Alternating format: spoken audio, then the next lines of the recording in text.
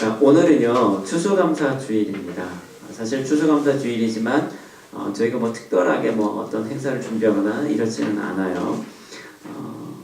그런데 어떻게 보면 이 추수감사 주일을 하면서 우리가 한 가지 나눠야 될 것 중에 하나는 뭐냐면 항상 뭐예요? 감사에 대한 말씀을 나누잖아요. 감사, 그렇죠?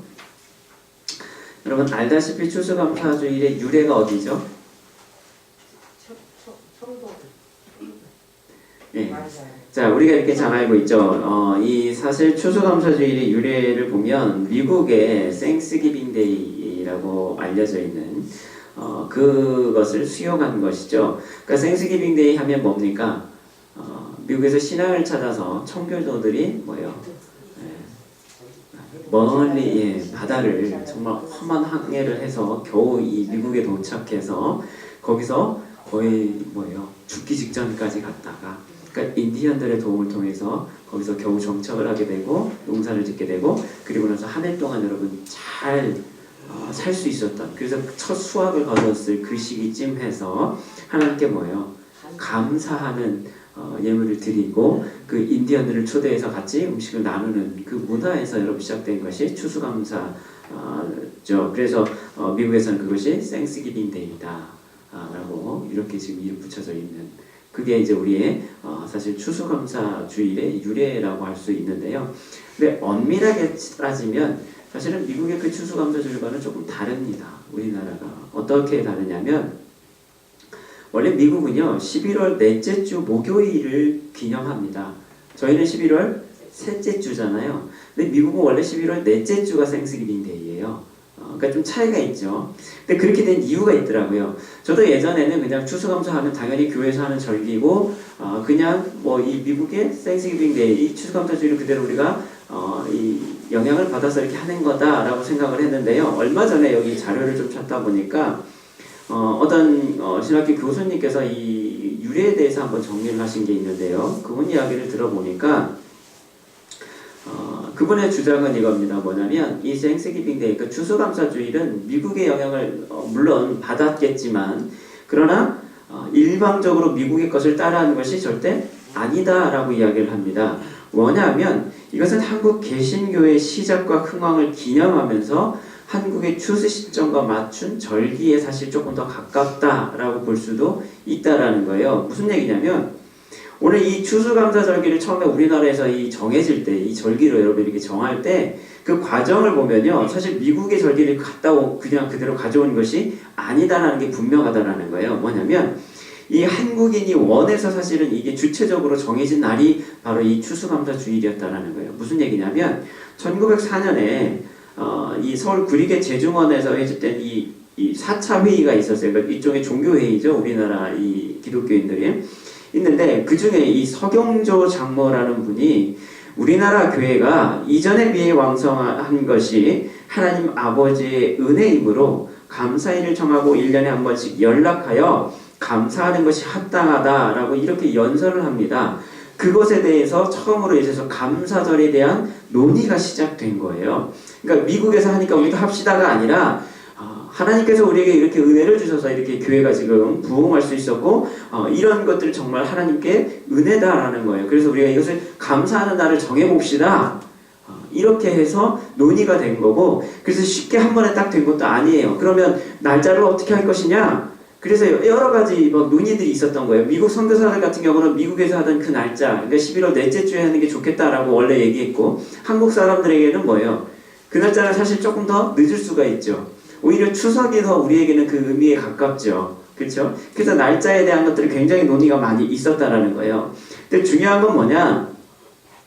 미국에서 신앙의 자유를 찾아 목숨을 걸고 항해했던 이 청교도들이 오늘 하나님의 인도하심에 감사하면서 드리는 여러분 그것이 드리기 시작한 감사의 절기임과 동시에 또 하나는 뭐냐면 암흑의 시대를 살던 우리에게 하나님께서 뭐예요? 복음의 빛을 비추시고 이처럼 신앙의 놀라운 부흥을 경험하게 하신 하나님의 은혜에 우리가 감사드리기 위해서 여러분 이 감사의 절기를 지키는 것 그것은 우리의 신앙의 고백이 되어야 된다라는 것이죠. 여러분 오늘도 하나님의 인도해 주심에 감사하기를 소망합니다. 그럼 날마다 감사하는 삶을 삽시다. 옆에 계신 분들하고 인사해 볼까요? 감사합시다. 감사합시다. 감사로 하나님께 영화롭게 하는 복된 삶을 누리는 우리 모두가 될 수 있기를 주님의 이름으로 간절히 기도합니다. 축복합니다. 그럼 오늘도 감사로 하나님께 영화롭게 하시기를 소망합니다. 자, 그런데 오늘 본문의 말씀은요, 감사의 주제와는 큰 연관이 없어 보입니다. 그렇죠? 아닙니까? 자, 그러므로 무엇이든지 남에게 대접을 받고자 하는 대로 너희도 남을 대접하라. 이것이 율법이요 선지자니라. 여러분, 이걸 통해서 여러분 무슨 감사를 깨달으세요? 예, 그렇게 맞출 수도 있겠지만 오늘 본문의 말씀을 보면 네가 뭐예요? 대접받고자 하는 대로 남을 대접해 라는 말씀이잖아요. 그쵸? 어떻게 보면 감사의 직접적인 주제하고는 사실 큰 연관이 없어 보입니다. 하지만 오늘 여러분 이 말씀을 통해서도 우리는 그 감사를 발견할 수 있기를 소망합니다. 이유가 있죠. 이제부터 시작할 건데요. 자, 오늘 본문 말씀 한번 다시 볼까요? 그러므로 무엇이든지 남에게 대접을 받고자 하는 대로 너희도 남을 대접하라. 이것이 율법이요 선지자니라. 아멘. 자, 이 말씀은요, 여러분 우리에게 잘 알려져 있는 여러분 황금률이라고 하는 말씀입니다. 여러분 황금률 들어보셨어요? 한 번도 안 들어보셨어요? 예. 자, 황금률이라는 건 뭐냐면요, 사전적 정의는 이렇게 돼 있어요. 황금과 같은 율법이라는 뜻으로 매우 깊은 뜻을 담고 있어서 인생에 유익한 교훈이 되는 말을 이루는 말, 이것이 황금률입니다. 그러니까 황금처럼 뭐예요? 귀한 거다라는 거예요. 중요한 거다라는 거예요. 소중한 것이다라는 거죠. 근데 그게 뭐예요? 법칙이에요. 율법이에요. 그래서 황금률입니다. 오늘 여러분 성경에서요, 황금률 하면 바로 이 말씀을 뜻해요. 이 본문을 이야기하는 거예요. 뭐예요? 남에게 대접을 받고자 하는 대로 너희도 남을 대접하라. 내 이웃을 내 몸과 같이 사랑하라 라는 의미와 통하는 말씀이죠. 자, 그런데 오늘 이 내용을 보면요, 오늘 12절은 다른 구절들과 큰 연관성을 사실 맺기가 어렵습니다. 여러분 왜 그러냐면 우리가 지난주에 어디 배웠어요? 기도에 대해서 배웠죠? 기억 안 날까 봐 제가 미리 다 말씀드릴게요. 자, 7절부터 11절 말씀 우리가 지난주에 배웠는데요. 구하라, 찾으라, 두드리라. 여러분 기도에 대해서 말씀했습니다. 그렇죠? 그런데 기도의 얘기를 나오고 갑자기 주님께서 12절에 뭐냐면 그러므로 무엇이든지, 그러므로라는 게 분명히 연결이 됩니다. 그러면 앞에 걸 뭔가를 수식을 하는 거여야 되는데, 무엇이든지 남에게 대접받게 하는 대로 너희도 남을 대접하라. 이게 무슨 말일까요? 그럼 기도를 얘기하다 갑자기 남한테 하고 네가 받고자 하는 대로 남을 대접해줘 라고 이렇게 말씀하면 이게 무슨 연관이 되는 거예요? 그래야 네가 구하는 것을 찾을 것이고 구할 것이고 찾을 것이고 열릴 것이다. 예, 자칫하면 이상하게 해석할 수 있어요. 여러분 이 말씀을 잘 보실 필요가 있어요. 이게 앞에 하고 원래는 이게 내용적으로 연결이 되어야 되는 말씀인데, 내용을 보면 그러므로인데 갑자기 너 대접받고 싶으면 너 먼저 잘 대접해야 돼 라는 말씀들, 앞에서는 기도, 구하고 찾으라 여러분 이렇게 말씀하시고 아버지께서 그거 다 주시지 않겠냐, 좋은 거 아버지 줄 거야. 그런데 갑자기 너 대접받고자 하는데 잘 대접해야 돼? 그럼 뭐예요? 하나님을 다 대접해야 된다는 건가? 이러면 이렇게 해석이 될 수도 있잖아요. 그죠? 근데 그게 아니다라는 거예요. 우리 이 말씀을 보면 사실은 어떻게 보면 이 황금률에 대한 이 말씀, 이 12절 말씀을 우리는 그 앞에 절만 여러분 연결해서 보기보다는 조금 더 넓게 볼 필요가 있어요. 그래서 학자들은요, 오늘 이 구절에 대해서 얘기할 때 어떻게 얘기하냐면, 오늘 예수님의 이 산상수훈 전체와 연관지어 보는 것이 합당하다라고 이야기를 합니다. 무슨 얘기냐면요, 여러분 마태복음 5장 17절 한번 찾아보세요. 우리가 다 배웠던 건데요, 마태복음 5장 17절 한번 말씀 보시면 어떻게 돼 있어요? 읽어볼까요? 마태복음 5장 17절 시작. 내가 율법이나 선지자를 폐하러 온 줄로 생각하지 말라. 폐하러 온 것이 아니요 완전하게 하려 함이라. 아멘. 자, 주님께서 뭐하러 오셨다고요? 율법을, 선지자를 폐하러 온 줄이 아니라, 폐하러 오신 것이 아니라 완전하게 하시려고 오셨다라고 이렇게 하시면서 그 다음에 뭐예요? 율법에 대한 이야기를 쭉 하고 계시잖아요. 그렇죠? 여기에 대해서 우리가 다 지금 배웠잖아요. 예수님께서 율법을 어떻게 재해석하고 계시는지를 쭉 배웠어요. 그리고 나서 7절, 12절 마지막에 보면 이렇게 됐어요. 이것이 뭐예요? 율법이요 선지자니라. 그러면 이게 무슨 말이에요, 여러분? 율법과 선지자에 대한 이야기, 여러분 율법에 대한 완성, 그리고 그래서 주님께서 율법에 대해서 쭉 이야기를 하시고 나서 12절의 말씀에서 뭐예요? 이것이 진짜 율법과 선지자다 라고 뭐예요? 마무리를 짓고 계시는 거예요. 여러분 이해가 되십니까? 그러니까요, 구조적으로 보면 5장 17절부터 여러분 7장 11절까지의 내용을 뭐예요? 다시금 종합하신 거예요. 그게 이거다 라고 주님께서 지금 말씀하고 계시는 거죠. 그러니까 이것을 우리는 수미상관구조라고 얘기한다라고 얘기했었어요. 뭐예요? 샌드위치 규조. 앞하고 뒤가 뭐예요? 주제가 같아요. 그러니까 앞에서 율법과 선지자에 대해서 이야기하고요. 뒤에 가서 다시 마무리로 뭐예요? 율법과 선지자에 대해서 이야기를 합니다. 그러면서 그 중간 내용은 다 뭐예요? 그러면 그걸 설명하는 내용들이죠. 그렇죠? 그 내용으로 보시면 돼요. 그러면 앞에 5장 17절부터 7장 12절까지 여러분 그 내용이 다 뭐예요? 한 가지 주제로 여러분 이 연결되고 있다는 걸 우리는 알 수 있죠. 그러니까 주님께서 지금 하시는 말씀은 뭐예요? 율법과 선지자에 대한 이야기. 곧 뭐예요? 구약의 율법을 재해석하시고 그것을 다시금 설명하시는 주님의 말씀을 우리는 깨닫게 된다라는 것이죠. 그 마무리가 뭐냐? 남에게 대접을 받고자 하는 대로 너도 대접하라라는 거예요. 그것을 통해서 여러분 율법이 뭐예요? 앞에서 얘기한 이런 율법들은 쭉 흐름들이 그렇게 해서 이루어지게 된다라는 것을 이야기하고 있는 것이죠. 여러분 예수님은 그래서 산상수훈을 통해서 모세를 통해서 주어진 구약의 율법이 있어요. 근데 모세가 여러분 구약의 율법을 받아올 때요 원래 어디다가 받아왔어요? 돌판에다 받아왔잖아요. 몇 개요? 2개잖아요. 그렇죠? 돌판 2개에 양쪽에 끼고 내려왔잖아요. 그렇죠? 그럴 때 보통 학자들은 얘기하는 게 한쪽 판에는 뭐가 써 있을까요? 한쪽 판에는요. 여러분 양쪽 다 십계명이에요. 십계명인데 내용적으로 한 판에는 하나님의 관계에 대한 말씀, 한 판에는 뭐예요? 사람과의 관계에 대한 말씀 이렇게 얘기를 하잖아요. 그러니까 2돌판이라고 얘기를 하거든요. 자, 그래서 한 돌판으로 상징되는 하나님의 관계에 대한 말씀, 그리고 다른 돌판으로 상징되는 사람과의 사이의 관계, 그리고 그것을 통해서 드러나게 되는 하나님 나라와 의에 대해서, 그리고 의와 이것과 대비되는 우리의 의에 대한 문제를 지금 우리는 계속 다룬 것을 보게 돼요. 기억나세요, 여러분? 지금 보세요. 우리는 지금 주님께서 말씀하신 이 상상수훈을 쭉 보면서요. 크게 지금 하나님 나라와 의에 대해서 지금 계속 보고 있잖아요. 그러면서 뭐예요? 거기하고 반대되는 사람의 의, 너희의 의에 대해서 지금 주님께서 대비하시는 것을 계속 지금 비교해서 봤잖아요. 우리 지난주까지 계속 그렇게 봤거든요. 기억나세요? 네. 자, 여러분 그거예요. 하나는 하나님과의 관계에 대한 것을 주님께서 여러분 재해석하셨고요. 또 새로운 율법에 대해서 너희들이 이렇게 살아야 된다 할 때는 뭐예요? 주로 사람과의 관계에서 너희들이 이렇게 해야 되는 거예요. 그래서 뭐예요? 비판하지 말라라는 거예요. 대표적인 게 여러분 그런 거잖아요. 그렇죠? 그런 걸 하지 말라라는 거예요. 관계 사이에서 너희들 그런 거 하지 말라라는 거예요. 왜요?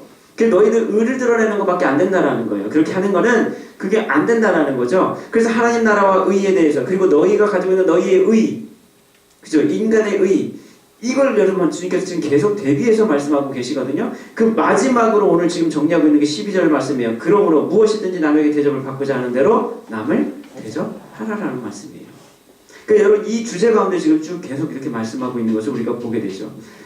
그래서 12절에서 결론적으로 정리하신 것이 바로 이 황금률이라는 거예요. 어렵나요? 모르겠어요? 그런데요, 재밌는 게 있어요. 여러분 이 황금률이요 성경에만 나오는 게 아니에요. 또 어디서 나오냐면요, 제가 말씀드려볼게요. 이 황금률과 굉장히 유사한 것들이요 다른 종교들에도 많더라고요. 예를 들어서 여러분 유교가요, 이 공자가 논어에서 이렇게 얘기합니다. 자기가 하고 싶은 것이 아니면 다른 사람에게 시키지 말라라고 얘기합니다. 공자가 이렇게 얘기했어요. 그래서 이거를 보면 기소무력 물시어인이라고 이렇게 한자성어로 돼 있어요. 그러니까 네가 하고 싶지 않으면 뭐예요? 남한테도 시키지 마. 이렇게 얘기해요. 여러분 불교에도 이렇게 있어요. 불교에도 이렇게 돼 있다고요. 너에게 해가 될 일을 나에게 하지 말라. 야, 너 하기 싫은 거 나한테 시키지 마. 이 말이거든요. 너 하기 싫은 거 나한테 시키지 마. 여러분 이거예요. 나에게 하지 마. 너한테 해가 되는 일이면 나한테도 하지 마. 이렇게 얘기를 해요. 힌두교에도 보니까요. 이렇게 돼 있어요. 이것이 가장 중요한 의무다. 남이 그대에게 하기를 원치 않는 일을 남에게 하지 말라. 또 이렇게 얘기해요. 이슬람에서는 또 뭐라고 얘기하냐면 자신을 위해 원하는 것을 형제를 위해 원하는 것이 원하게 되기 전에는 누구도 신자가 아니다. 그러니까 여러분 자기가 원하는 것을 자신을 위해 원하는 것, 그래서 형제를 위해서, 그러니까 나만을 위한 것이 아니라 뭐예요? 형제를 위한 것이 원하게 되기 전까지는 너희는 신자가 아니야.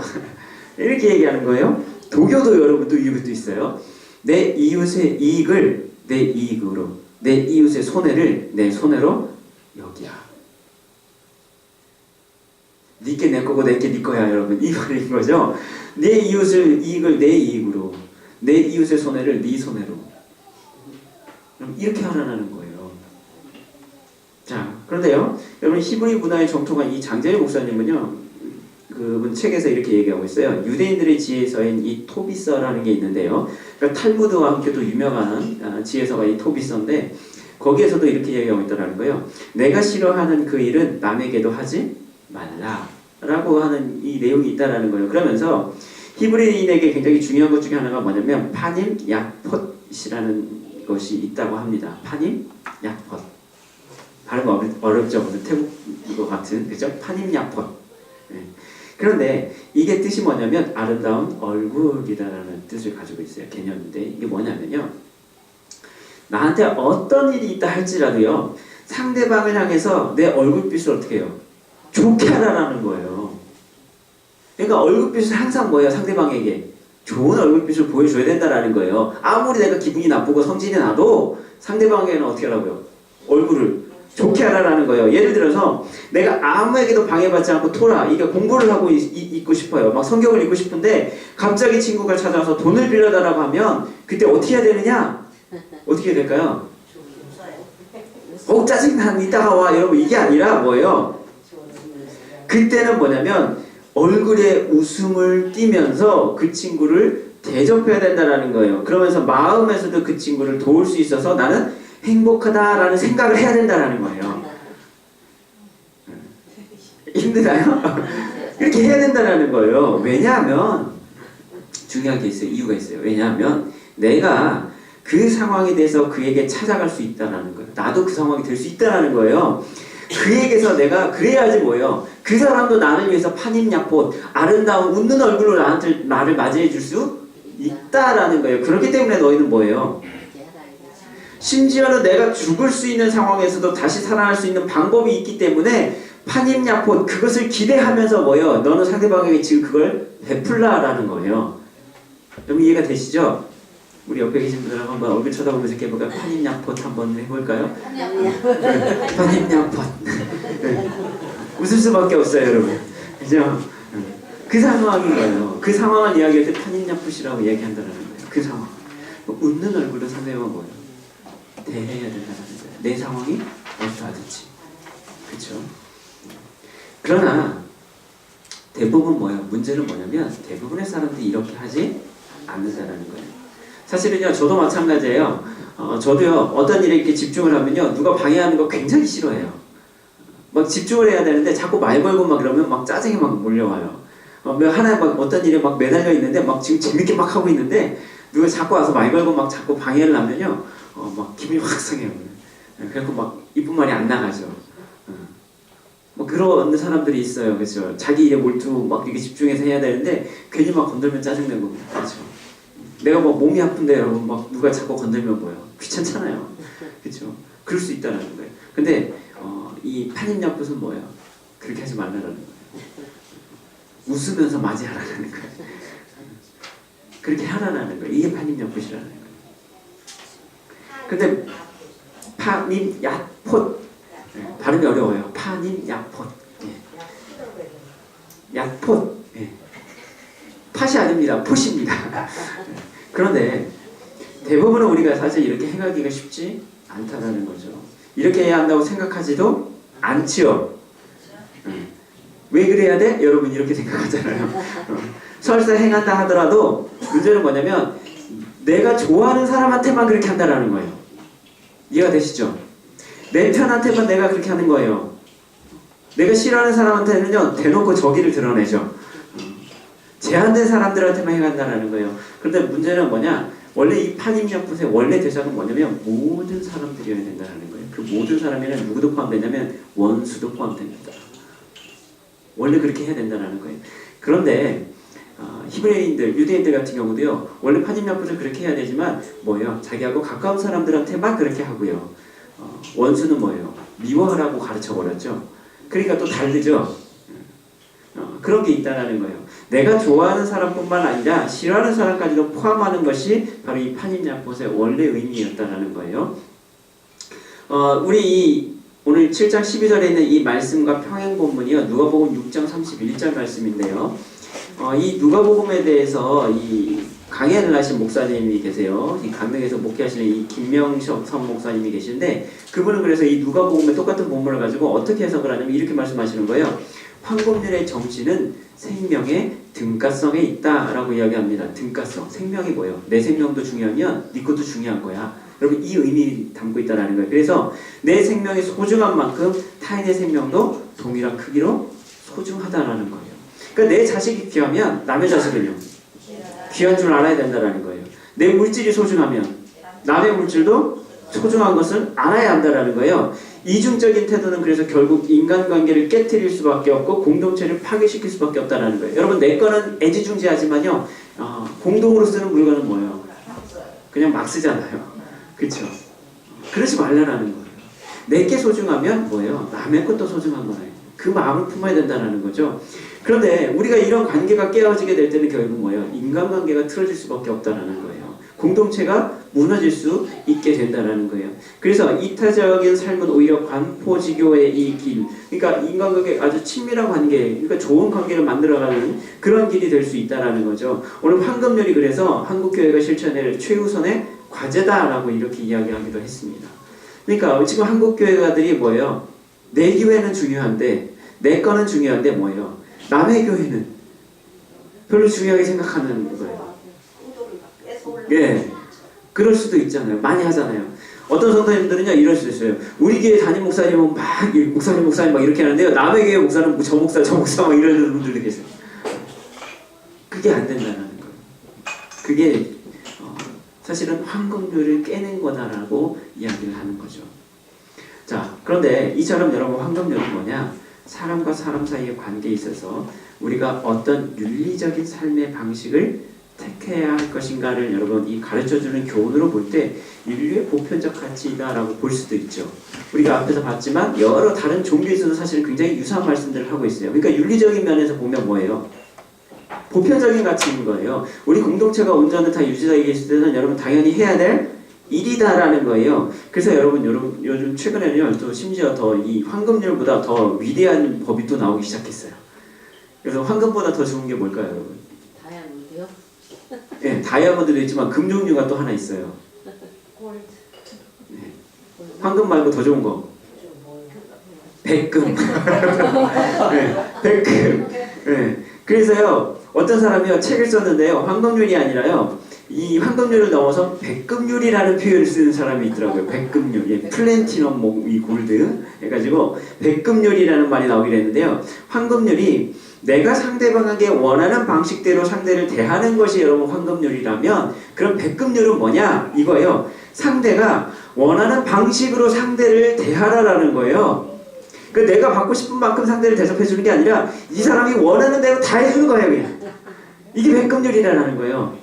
근데 여러분 이 백금률은 사실 굉장히 큰 위험성을 내포하고 있습니다. 왜 그럴까요? 그 사람이 요구하는 거 다 들어주는 거예요. 그냥 큰일 날 수 있죠. 네, 큰일 날 수 있어요. 근데 그만큼 상대방을 존중하라라는 의미로 이야기하기도 하죠. 하지만 여러분 우리 실제 삶은 어떻습니까? 나 자신에 대해서는 관대하지만 남에게는 우리가 야박한 이런 이중적인 잣대를 우리가 대면서 살아가고 있지는 않습니까? 여러분 저도 마찬가지예요. 여러분 운전하다 보면요 앞에서 끼어들게 하는 사람들 있죠. 여러분 그거 보면 어떤 생각 드세요? 막 그냥 뭐 이런 거요? 여러분 얌전하게요 차선 잘 지키면서 깜빡이 키면서 매너 있게 여러분 이렇게 딱 차선을 이렇게 변경하시는 분들은 사실은 부담 없이 편하게 여러분 양보할 수 있어요. 그렇죠? 기쁘게 그냥 급한가 보다 해가지고 이렇게 여유 있게 이렇게 거리하면서 양보해 줄 수 있는데 웬만하면 그래서 이렇게 또 양보하려고 노력도 합니다. 그런데 문제는 뭐예요? 얌체같이 들어오는 인간들이 있어요. 깜빡이도 안 끼고요. 막 들이밀어요. 그냥 막 머리부터 들이밀어놓고 뭐 이렇게 하는 사람들 있죠. 근데 그냥 그렇게만 하면 끝나는 게 아니에요. 그렇게 해놓고 브레이크를 갑자기 확 밟아요. 그럼 엄청 뭐예요? 화나잖아요. 위험하게 굉장히. 근데 그 멀쩡하게 자기는 그래놓고 그냥 가요. 되게 얄밉죠, 그죠? 그래서 요즘에는 어떤 사람들 여러분 조심하셔야 되는 게 뭐예요? 요즘에는요 블랙박스에 다 찍혀요, 이게. 그래서 다 신고해버립니다, 여러분. 그래서 신고 건수가 엄청나게 늘었대요, 요즘에. 저도 막 그런 유혹이 막 들 때가 있어요. 아, 저걸 신고해버려 말아 막 이런 사람들이 가끔 있다는 거예요. 근데 그때는 뭐예요? 우리가 화가 나잖아요. 그렇죠? 열받잖아요. 근데요, 아쉽지만 안타깝지만 제가 급하면 내가 급해지면 나도 그럴 때가 있어요. 없다고 말 못해요. 그럴 수 있다라는 거예요. 우리가 그럴 수 있다라는 거예요. 그러면서 느끼게 되는 건 뭐냐면 나도 별로 수 없구나. 나도 다를 게 없구나.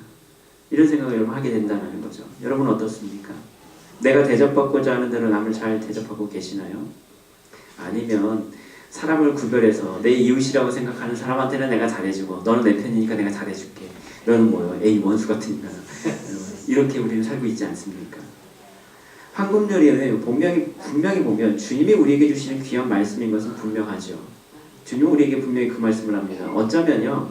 앞에서 살펴봤던 다른 종교들도 사실 굉장히 유사한 이런 윤리를 가지고 있는 것을 볼 때 이 황금률이 우리의 보편적 가치라고 우리는 말할 수 있죠. 그러나 우리의 삶에서 사실 사라지기는 쉽지 않은 것이 또한 사실입니다. 그런데 여러분 여기에 우리 본문의 핵심이 있어요. 뭐냐면 여러분 그 동인이 과연 어디에 있어야 됩니까? 쉽게 말하면 내가 그렇게 대접할 수 있으려면 여러분 내 마음을 뭔가 움직이는 게 있어야 되잖아요. 그렇게 나를 할 수 있게 만들 수 있는 뭔가 힘이 있어야 되잖아요. 그렇죠? 그게 뭐냐라는 거예요. 그 원인이 되는 거예요. 그 힘이 되는 게 뭐냐? 여러분 그게 뭘까요? 우리가 그렇게 살아갈 수 있는 힘과 능력이 과연 어디에서 기인해야 할 것인가? 그렇다면 오늘 성경이 말씀하는 이 내용이 세상의 다른 보편적 가치 수준밖에 되지 못하는 것일까? 다른 종교들 여러분 똑같은 얘기합니다. 그러면 지금 성경에서 말씀하는 이 내용이 다른 종교들과 별반 차이가 없는 것인가요? 그럴까요? 그 차이가 뭘까요?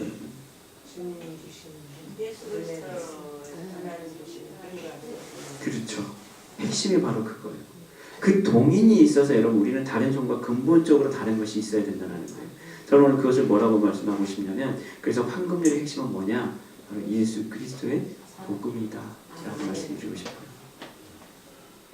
오늘 우리가 그 일을 할 수 있는 것 그것은 여러분 내가 하는 게 아니라 오늘 예수 그리스도의 복음을 통해서 우리는 여러분 그걸 통해서 여러분 그 일이 이루어질 수 있다라고 말씀드리고 싶다라는 거예요. 여러분 장재일 목사님은요 그래서 이스라엘 백성에게 있어서 토라와 선지자의 가르침이 곧 율법을 상징하는 것이다 라고 이야기합니다. 그것은 하나님께서 이스라엘에게 부여하신 명령들인 거예요. 율법은 뭐예요? 하나님이 이스라엘 백성들에게 명하신 거잖아요. 그렇죠? 이게 율법이에요. 명령들이었다라는 거예요. 이스라엘이 반드시 뭐예요? 지켜야 될 그들의 인생의 법칙이었다라는 거예요. 그걸 지키지 않으면 뭐가 되는 거예요? 죽는 거예요. 율법은 그들은 뭐예요? 지켜야만 하는 민족이었다라는 거죠. 하지만 오늘 예수님은 하나님과 이스라엘 백성들을요 왕과 백성의 관계가 아니라 아버지와 아들의 관계를 통해서 예수님은 지금 말씀하고 있다라는 거예요. 예전까지는 뭐예요? 무조건 지켜야 되는 거예요. 행해야 되는 거예요. 그렇죠? 어떻게 보면 의무적인 여러분 이런 일들이 담겨져 있었던 거예요. 그런데 주님께서 지금 하시는 말씀은 뭐예요? 너는 아들이고 아버지라는 거예요. 아버지와 아들의 관계로서 그 일을 감당해야 될 것을 우리에게 지금 말씀하고 있다는 거예요. 그러니까 왕과 백성 사이의 의무와 계약이 아니라 아버지와 아들의 관계, 달리 말하면 거기에는 뭐가 있어요? 사랑이 있다.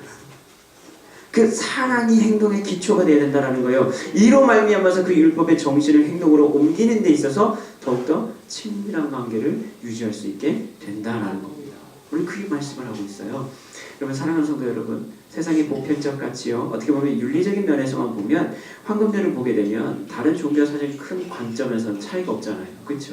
그런데 그 중심에는요, 내가 있다는 게 특징이에요. 무슨 말입니까? 차후에요, 내 이익을 위해서, 나의 유익을 위해서, 내 자신이 손해를 보지 않기 위해서 그 규칙을 지켜야만 한다는 수동적 입장에서만 우리는 바라볼 수밖에 없다는 거예요. 제가 아까 앞에서 말씀드렸죠. 남을 대접하고 뭐요? 내가 대접받고자 하는 대로 남을 대접하라는 거예요. 그 말의 뜻은 뭐예요? 내가 나중에 뭐예요? 그런 상황에서 내가 그 대접을 받기 위해서라는 거예요. 나를 위해서예요, 사실은. 그렇죠? 내가 그런 피해를 안 당하기 위해서는 뭐예요? 내가 먼저 해주면 네가 나 해줘. 이거죠. 그러니까 여러분, 이 지금 황금률을요, 이 표면적으로 보면요, 지금 아까 우리가 히브리인들 야님 파포 말씀드렸죠. 그렇죠? 그것도 또 똑같아요. 뭐예요? 내가 웃는 얼굴로 상대방에게 주어 선한 일을 하는 이유가 뭐예요? 내가 나중에 똑같은 상황 가운데 있을 때 그 사람한테 뭐예요? 도움을 받기 위한 목적이다라는 거예요. 여러분 이해가 되십니까? 지금 다른 종교들에서 얘기하는 것도 잘 보면요, 뭔가 어떤 궁극적인 뭐가 이게 의미가 있어서가 아니에요. 뭐예요? 나를 위해서예요. 나를 위해서. 내가 다음에 그 소위 말하는 뭐예요? 보험 들어놓는 거예요. 내가 나중에 이런 일을 당할 때 똑같이 내가 그렇게 뭐예요? 대우받기 위해서 지금 내가 너 해주는 거야. 여러분 이해가 되세요? 우리 그런 의미로 여러분 지금 이야기가 될 수 있다는 거예요. 내가 다음에 그런 일 당할 때를 대비해서 보험처럼 미리 이 사람에게 대접해 놓는 거. 소자에게 물 한 그릇 떠는 것도 뭐예요? 떠주는 것도 내세에 가서 뭐 하려고요? 받을 복을 여러분 바라고 여러분 하는 것. 그것은 철저히 뭐예요? 계산적인 것이고 나 자신을 위한 행위가 된다는 것. 여러분 이해가 되십니까? 자, 남을 대접해야 돼요. 내가 대접받고 사는 대로 남을 대접하는데요. 왜요? 왜? 내가 다음에 받으려고. 소자에게 물 한 그릇 따라주는 것도 뭐예요? 천국 가서 내가 상 받으려고. 저축하는 거예요. 보험 드는 거예요. 그렇죠? 나를 위해서 지금 하고 있는 거예요. 그렇죠? 네. 다음에 어떻게 될지 모르니까 그것 때문에 여러분 지금 적금 드는 거예요. 여러분들은. 여러분 그 행위가요, 나쁘다고 볼 수는 없어요. 그렇죠? 나쁘다고 볼 수는 없습니다. 그러나 굉장히 수준 낮은 단계임에는 분명합니다. 여러분 히브리인들이 얘기했던 이 판인야포도 여기에 이 수준에 머물러 있다는 거예요.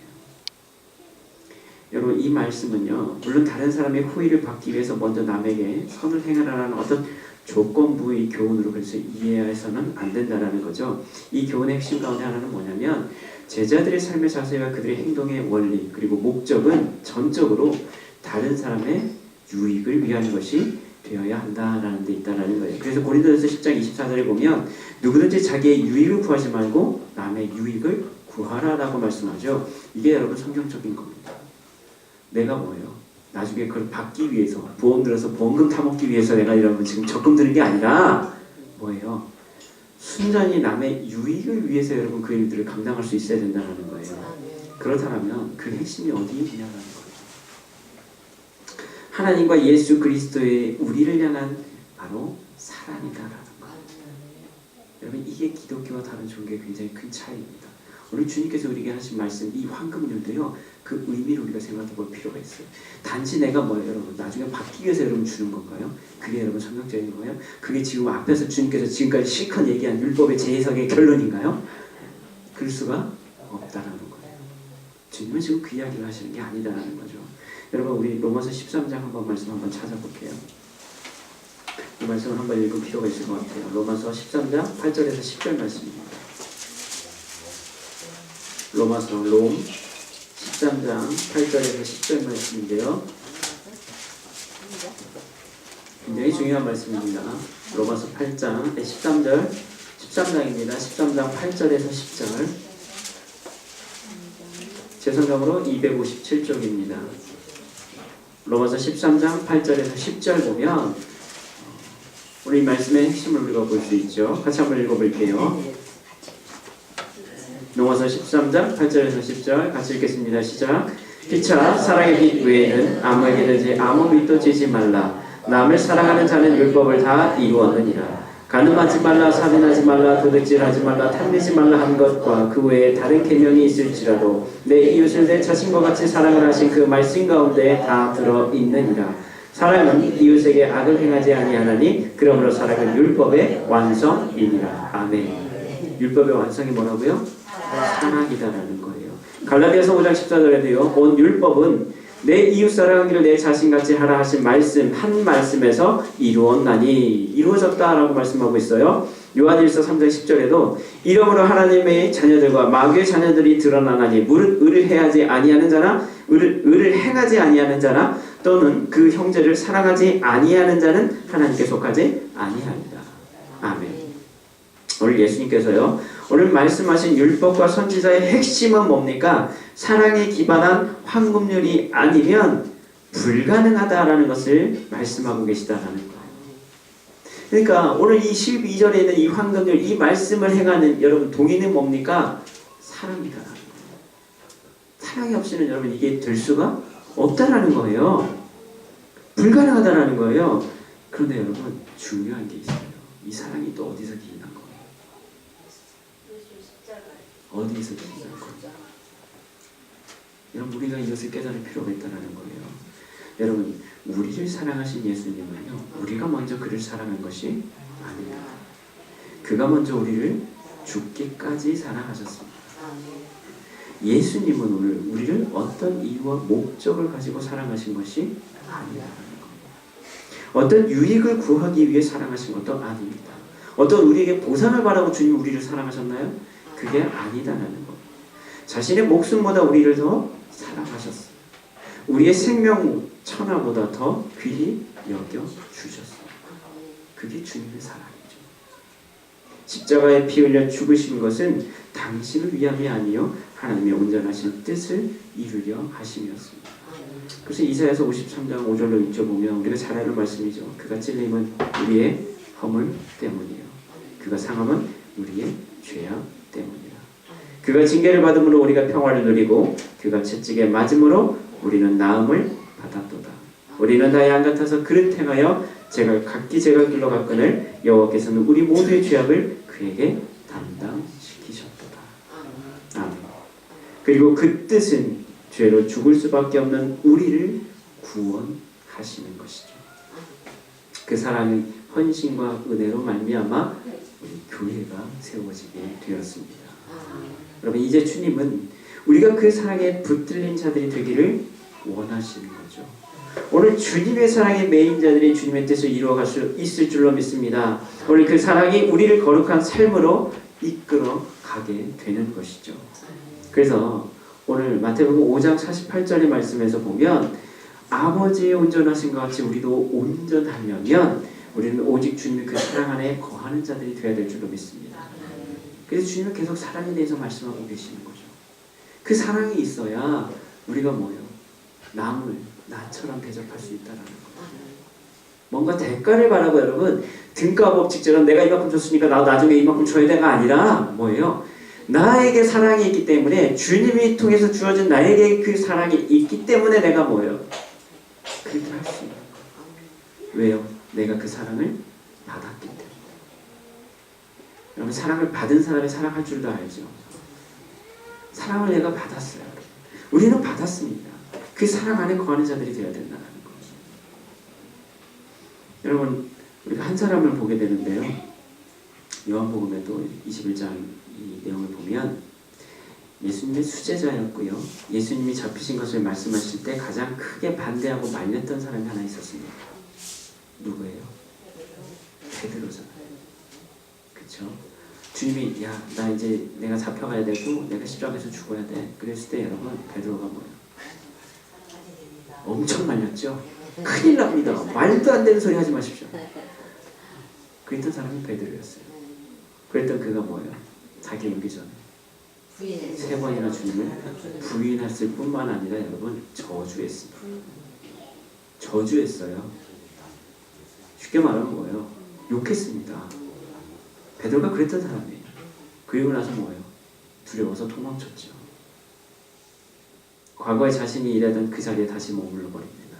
고기 잡던 거기에 그 자리에 다시 가서 뭐예요? 다시 고기 잡고 있었어요. 그때 부활하신 주님이 베드로를 다시 찾아가시죠. 그리고 나서 물으십니다. 요한복음 21장 15절에 보면 제가 참 좋아하는 말씀 가운데 하나인데 뭘까요? 요한의 아들 시몬아, 네가 이 사람들보다 나를 더 사랑하느냐? 요한의 아들 시몬아, 네가 이 사람들보다 나를 더 사랑하느냐? 그럼 주님께서 이 질문을 3번을 하시죠. 네가 나를 사랑하니? 네가 나를 사랑하니? 너 정말 나 사랑해? 여러분 이 말씀만 하세요. 야, 이 나쁜 인간아, 네가 나를 어떻게 배신할 수 있어? 여러분 주님 이렇게 말씀하시잖아요. 너 왜 나 배신했니? 너 안 한다며? 주님 이렇게 말씀하시잖아요. 그럼 먹을 것을 딱 준비해 놓으시고요. 베드로야 이리 와, 같이 먹자. 그러면서 하신 말씀은 뭐예요? 너 나 사랑하니? 너 지금도 나 사랑하니? 너 지금도 나 사랑하니? 여러분 그 말씀을 하세요. 그 말씀만 하시죠. 지금 베드로에게 물어보는 건 바로 그거예요. 네가 나 사랑하니? 그러면서 주님이 하시는 말은 뭐였어요? 베드로에게 다시금 사명을 회복시켜주는 거예요. 너 내 양 먹여라. 내 양 져라. 너 이거 해라. 그러고 나서 주님께서 말씀은 뭐예요? 네가 앞으로 이렇게 죽게 될 거야. 너 이런 일들 감당하다가 너 이렇게 죽게 될 거야. 그 말씀을 하세요. 다른 말씀 하신 게 아니에요. 너 이제 이렇게 해야 돼. 너 이렇게 될 거야. 너 왜 나 배신했어? 너 이럴 수 있니? 네가 내 뒤통수를 치면 어떡해? 뭐 여러분 주님이 이렇게 말씀하신 게 아니에요. 너 나 사랑하니? 너 사랑해? 그것만 물어보셨어요. 특별한 능력이 아니죠. 당신을 향한 사랑을 확인시켜준 것뿐이에요. 너 진짜 나 사랑하니? 여러분 그런데요. 중요한 건 뭐예요? 그 사랑이 베드로를 여러분 회복시킵니다. 너 나 사랑하니? 여러분 그 말에 그 말씀에 베드로가 회복이 돼요. 치유가 돼요. 위로를 받아요. 새 힘을 받습니다. 이것이 뭡니까? 이것이 여러분 복음의 능력이에요. 주님은요 우리에게 뭔가 대가를 바라고 우리를 사랑하신 게 아니다라는 거예요. 그냥 그 사랑을 주셨어요. 끝까지 사랑하셨어요. 그리고 나서 뭐예요? 부활하시고 나서도 자기를 배신한 제자들에게까지도 주님은 뭐예요? 너 나 사랑하니? 나 사랑하니? 사랑하면 됐다. 너 이걸 감당해. 그럼 됐어. 이거 할 수 있어. 그럼 지금 그 말씀을 주님 우리에게 하시는 거예요. 이 복음의 능력에 붙들린 자들이 여러분 그래서 날마다 주님의 그 사랑을 경험하게 되는 거예요. 여러분 이게 복음의 능력입니다. 주님은 우리를 사랑하시는 거예요. 여러분 그 사랑을 깨닫는 사람. 그래서 여러분 뭐예요? 어떠한 일이 있더라도 여러분 그 복음에 붙들린 자들, 그 주님의 사랑에 매여 있는 자들, 여러분 그 사랑이 어떻게 되는 거예요? 하나님의 귀한 일들을 감당할 수 있게 되는 거예요. 그 어떤 것도 여러분 우리 주 그리스도 예수 안에 있는 하나님의 사랑에서 끊을 수 없습니다. 로마서 8장에 있는 고백이죠. 그 어떤 것도 우리를 향한 그 하나님의 사랑에서 우리를 끊을 수가 없다는 거예요. 그 사랑이 오늘도 내가 아닌 다른 사람을 더 사랑할 수 있게 되는 힘이 된다는 사실입니다. 오늘도 복음의 은혜 앞에 감격하며 감사함으로 나갈 수 있기를 여러분 소망합니다. 그래서 여러분 감사할 수 있는 거예요. 주님의 그 사랑을 여러분 우리가 깨닫게 되면 감사할 수 있게 되는 거예요. 어쩔 수가 없어요. 그 사랑에 여러분 감격하고 그 복음의 능력에 우리가 사로잡히게 되면 그러면 뭐예요? 남을 대접하고 싶어집니다. 주님을 대하듯이 대접하고 싶어져요. 그게 내가 되는 게 아니라 내가 하는 게 아니라 주님이 그 사랑에 여러분 내가 깨달아지면 그 사랑을 내가 경험하게 되면 그 사랑에 여러분 내가 붙들린 바 되면 자연히 여러분 우리는 주님처럼 대하게 된다는 거예요. 섬기게 된다는 거예요. 네가 하니 내가 그렇게 만들어 줄게. 오늘 주님 우리에게 말씀하십니다. 여러분 그것이 바로 복음의 능력입니다. 여러분 주님의 그 사랑을 깨닫는 우리가 되기를 소망합니다. 아멘. 여러분 그 사랑에 붙들리게 되면 그래서 우리는 감사할 수밖에 없는 거예요. 날마다 감사하면서 우리가 나갈 수밖에 없죠.